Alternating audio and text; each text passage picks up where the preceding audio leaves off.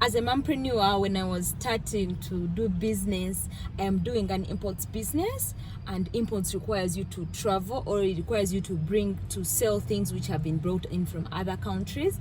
So I got a very big problem of pricing. Yeah, you notice that if you buy things from a local supplier, like if you came, like right now I do wholesale, if you came to me and you bought from me, if I'm selling to you, I'll sell to you after marking up on the revenue and the amount of money I bought from abroad, and then I mark up my own profit basing on how much my trip cost, so I can sell to you at a particular percentage at wholesale.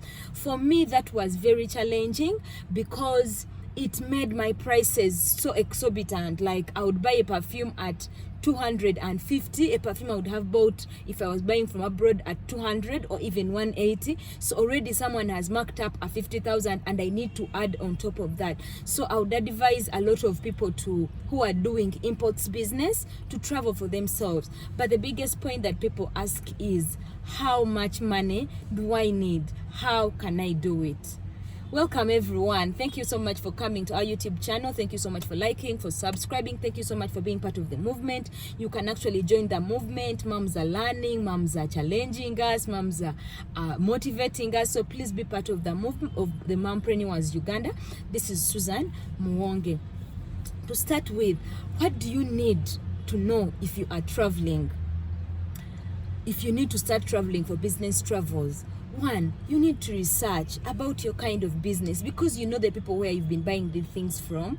Yeah, they have been buying them from somewhere. Usually, you know that Turkey has nice first-class clothes. Maybe second-hand clothes are very good for Italy and the UK. Maybe Dubai is a collection of all these people. China, where it is a collection of all of them. So in Dubai, I can get a variety of everything. Of course, what most people say is because Dubai now becomes like me for the people who want to buy. So it means that Dubai brings from other countries and brings here. It means it also buys from them, imports to their country, but because it's cheaper, you buy from them. It's cheaper in terms of transport. The amount your money you use when you're going to Dubai is not the same money you use while you're going to China. So you have to research which country, what is the particular destination when I can get my things cheapest, but I can also afford transport. So usually Dubai is the best destination for starters.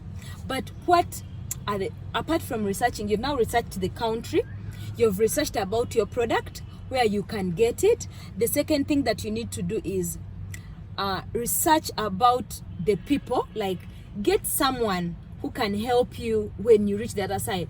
Of course, some people, like if we are to see from our previous video of Mami Fatuma, she needed someone then whom she can go with. Yeah, even now it can work. Like if you want to do cosmetics, you can come to me and be like, Susan, I want to do cosmetics. Can I go with you when you're going to shop?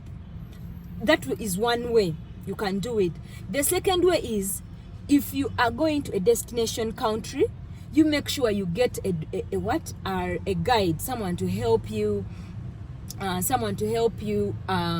like maneuver. Usually there are guides in all countries. Just try one. Look for a destination which has Ugandan settlements. Yeah, don't just look for a cheap hotel.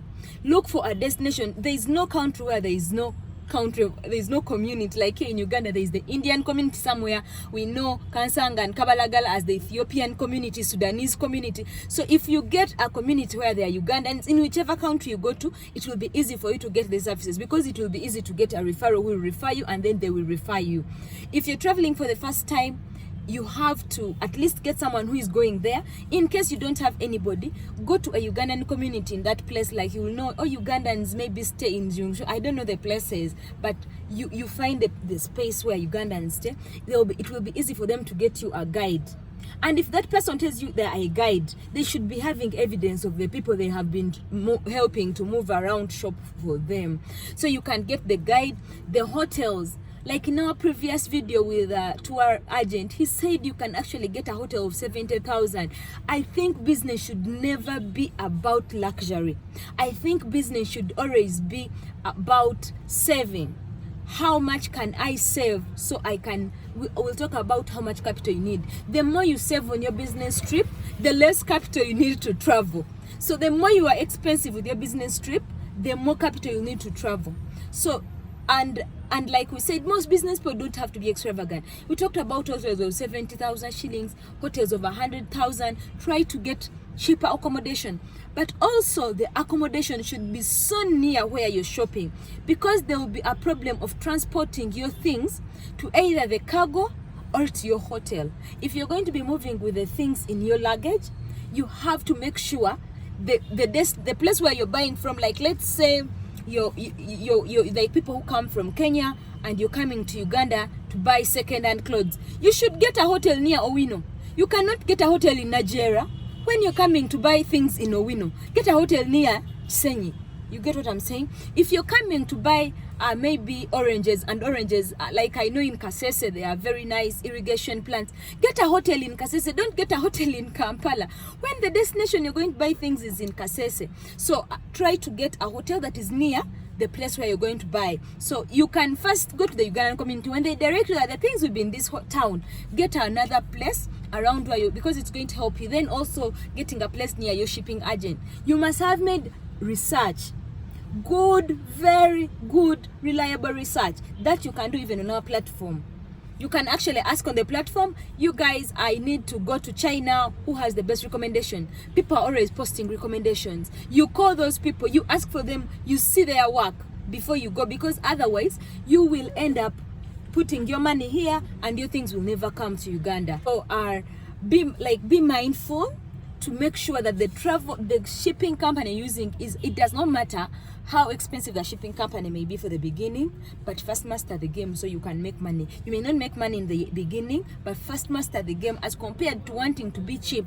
Like some friend of mine were telling me containers are quite dangerous. So you could rather use the plane until you master how containers work, or else you're going to get your things, put them in someone's container, and the container will either be stuck at the border. Meanwhile, for you, a small capital, the other one is big, he has 6 containers coming in and is not paying for the revenue of that container.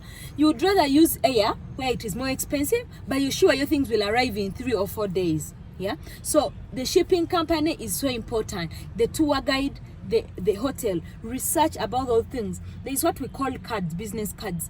Always have the cards, because if you have the card, so anyone can help you call those people, or someone can just look at the card and know where you're going. So always have, even Google Maps. If you've arrived at your destination, Google Maps is my best friend, because you just tell Google, I want to go here. Google will tell you if you're using a taxi, it will charge you $100. If you're using a train, it will charge you this. If you're walking, it will charge you this. So how much capital do you need? I'll tell you, there is no definition of capital. I remember that was my biggest challenge. I'm telling you, I wanted to travel. I was like, no, I need to get out of my comfort zone. I need to travel. I just went abruptly. I just found any guy I saw who had a lot of stock downtown. And I went to him and asked him, sir, how much capital do I need? I felt so vulnerable. I'm glad we have mumpreneurs to help us with such things. But nobody tells us. But let me tell you, there is not amount of capital. I remember the guy told me you need 25 million. But what do you need? 25 million, 10 million, 5 million. You can travel with an amount. What is the basis for your travel? 1, consider the shipping costs. If they have told you every kilo will cost $10, or every kilo will cost $7, know that if I'm going to be bringing 200 kilos worth of stock, already of those 200 kilos, I have to multiply by 7. So I have to pay $1,400 in shipping costs. I don't know how much taxes you'll be paying. The shipping company will tell you if they're paying for you the tax, or you have to pay the tax yourself. Then you know how much money am I going to be using on the air ticket. How much will my air ticket cost? You've seen that if you're traveling, if you have stock worth 200 kilograms, I'm starting from the minimum size. 200 kilograms can be like 5 boxes worth of things, depending on what you're carrying. If you're carrying an engine, it will be $200 one engine. You get, if you're carrying clothes will be a lot. So it depends on what you're carrying. Then if you're to look at the ticket, how much is my ticket, eating expenses and hotel going to cost me? I recommended a very cheap travel agent. In our previous video, you can contact him. He can give you all the advice that you need. Even to start traveling, he will give you that advice. But how much, if I'm using 500 in the ticket and I'm sleeping in a hotel of $50 for 4 days, that's $200. And I'll be traveling and moving around, paying people who will be helping me with the tax and all that. That will cost me around $200. If I combine all the money, maybe I'll use $1,000 into travel. So we have to add the $1,000 plus the $140 that is in the boxes that you get. So it means already $2,500 is going into bringing 200 kilograms worth of stock. So you don't know 200 kilograms. I don't know what you're selling, but like me, I can see that my cosmetics, every bottle of Visigo is 500 grams, which means 2 bottles are 1 kilogram. So it means I can have maybe stock worth 25 million in that. Or it means that if you can sell the stock you have brought, I don't know how much it could cost. If you can buy stock worth $3,000, that's around 12 million.